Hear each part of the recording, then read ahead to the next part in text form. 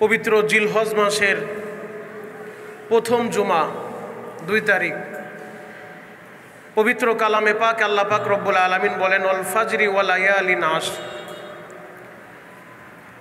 যেই দশকের শপথ আল্লাহ পাক রব্বুল আলামিন করছেন, ওয়াল ফাজর শপথ ফজরের, ওয়া লায়ালিন আশর এবং 10 দিনের, যেই 10 দিন জিলহজ মাসের প্রথম 10 দিন।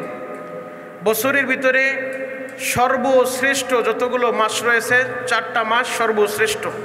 কালামে পাকে আল্লাহ পাক রব্বুল আলামিন ইরশাদ করেন ইন্না ইদ্দাতাশ শুহুরি ইনদাল্লাহি 12 শাহরান ফি কিতাবিল্লাহ। গণনার সুবিধার্থে আল্লাহ পাক রব্বুল আলামিন বছরকে 12 মাসে নির্ধারণ করছেন, এর ভিতরে 4টা মাস সম্মানিত করছেন। এই 4 মাসের একটা মাস হলো জিলহজ মাস।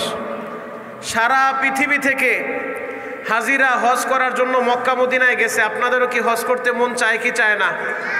সবার হজে যেতে মন চায় তো ইনশাআল্লাহ? যদি হজে যাইতে চান চাওয়ার মতো চাইতে হবে। চাওয়ার মতো চাইলে অবশ্যই আল্লাহ আপনাকে হজে নিবে। হজে যাইতে, মদিনায় যাইতে টাকা লাগে না, কপাল লাগে। কপাল, কথা বলেন ঠিক কি না?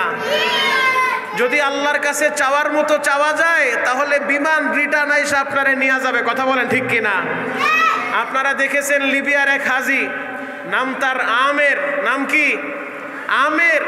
লিবিয়ার হাজি হজের নিয়ত করছে, সাচ্চা পাক্কা ইরাদা করছে যে আমি বাইতুল্লাহ যাব, হজ করব।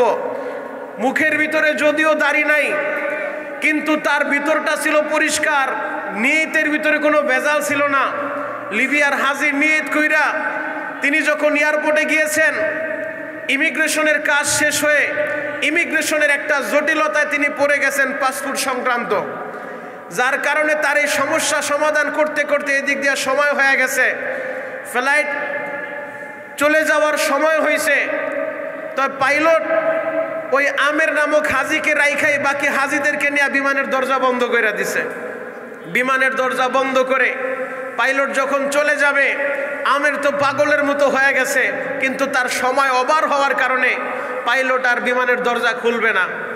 তাকে না নিয়েই যখন আসমানে উঠছে, কিছু দূর যাওয়ার পরে বিমানে যান্ত্রিক ত্রুটি দেখা দিছে, সমস্যা দেখা দিছে। আবার বিমানটা রিটার্ন আসছে। আইসা দরজা না খুলাই তাদের যে সমস্যা দেখা দিছে, সমস্যার সমাধান কইরা আবার আকাশে উঠছে। দ্বিতীয়বার যাওয়ার পরে আবার একই সমস্যার সম্মুখীন হয়েছে। কিন্তু আমের নামে যে হাজি এয়ারপোর্টের ভিতরে বসে আছে, এয়ারপোর্টের সিকিউরিটি গার্ড যারা আছে তারা বলতেছে তুমি চলে যাও, আল্লাহ বাঁচায় রাখলে আগামীতে হজে যাইবা।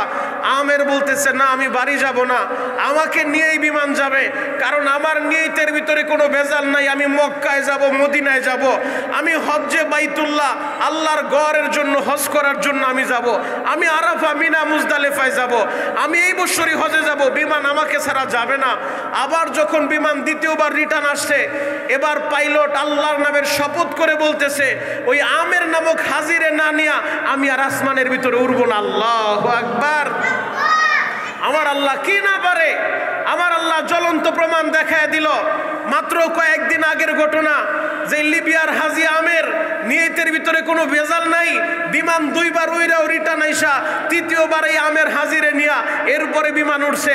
এখন আমের হাজি সাহেব যখন মক্কায় গেছে, সাফা মারওয়া সাই করতেছে, দলে দলে মানুষ তার সাথে মুসাফা করে, দলে দলে মানুষ প্রথমে তাকে চিনতে পারে নাই, কিন্তু আরশের মালিক তার সম্মান বাড়ায় দিছে। তার সমস্যার কারণে তার এই বছর নিবে না, কিন্তু মালিকের ডিগলার তারে ছাড়া আল্লাহ বিমানটাও মক্কায় নিবে না। আল্লাহ পাক রব্বুল আলামিনের কারিশমা, আল্লাহ পাক রব্বুল আলামিনের কুদরত আল্লাহ মাঝে মধ্যে দেখায়। কথা বলে ঠিক কিনা? এজন্য আমি আপনাদেরকে বলি, যদি মক্কায় যাইতে চান, মদিনায় যাইতে চান, টাকা লাগবে না, কপাল লাগবে। কপাল চাওয়ার মতো চাইলে চোখের পানিটা সাইরা দিয়া যদি বলেন আল্লাহ, সারা পৃথিবী থেকে আপনার ঘরের মেহমানেরা হজ্জে বাইতুল্লাহ উপস্থিত হয়ে গেছে, কাবার চতুর্দিকে তাওয়াফ করতেছে, আমারও তো মনটায় চায় হাজির বেশে সেলাইবিহীন 2 টুকরা এহরামের কাপড় পইরা আমিও আপনার ঘরটা তাওয়াফ করব। আমিও হাজিদের সাথে আল্লাহ জিলহজের 2 তারিখ প্রথম জুমায় মাগরিবের নামাজের পূর্ব মুহূর্তে দোয়া কবুলের সময় আল্লাহ চোখের পানি দিয়ে আপনার কাছে দরখাস্ত দিলাম, আরাফার ময়দানে যায়া আমিও যেন খোলা আসমানের নিচে দাঁড়ায়া হাত 2টা উপরের দিকে উঠায়া আমিও যেন বলতে পারি লাব্বাইক আল্লাহুম্মা লাব্বাইক, লাব্বাইক লা শারীক লাব্বাইক ইন্নাল হামদা ওয়ান নি'মাতা লাকা ওয়াল মুলক লা শারীকা লাক। আল্লাহ, এই তালবিয়া আমিও পড়তে চাই, আমার আপনি কবুল করেন। যদি চাওয়ার মতো চাইতে পারেন, অবশ্যই অবশ্যই আল্লাহ মরার আগে একবার হলো আপনাকে হজ করাবে ইনশাআল্লাহ। তাহলে আপনারা সবাই মক্কায় যাইতে চান তো ইনশাআল্লাহ? মদিনায় যাইতে চান তো ইনশাআল্লাহ? নবীজির রওজার পাশে দাঁড়ায় নবীজিরে সালাম দিতে চান তো ইনশাআল্লাহ? দেখি তো কারা কারা মদিনায় যাইতে চান, হাতটা একটু দেখি তো। আল্লাহু আকবার, জোরে একটা ডাক দেন তো, ইয়া আল্লাহ। আরো গলা ফাটায় ডাক দেন, ইয়া আল্লাহ। আমাদের সবাইকে মক্কা মদিনার জিয়ারত নসিব করেন, চিৎকার মেরে বলেন আমিন।